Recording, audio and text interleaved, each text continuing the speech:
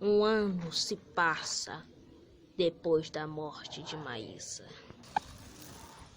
Também temos uma opção. Sem a Maísa, precisamos de um novo líder. Quem será ele?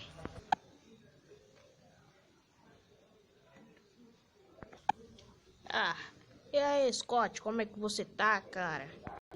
Eu tô bem, né? Só tava almoçando aqui, mas tá tranquilo. E aí, que tal a gente dar uma volta na floresta? Tá, bora, cara.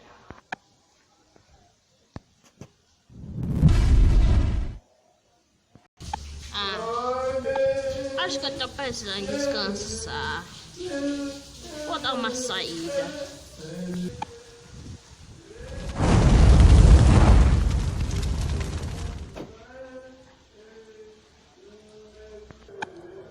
Ei, Scott, olha aquilo que tá saindo da floresta, cara.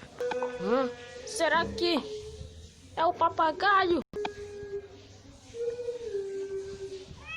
Precisamos avisar a Donizete. Alguma coisa tá saindo da floresta. Preciso ir lá.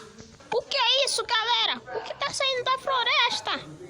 Não sabemos. Eu acho que pode ser um outro ataque. Eu vou me transformar. Bora atacar. Agora serei indestrutível.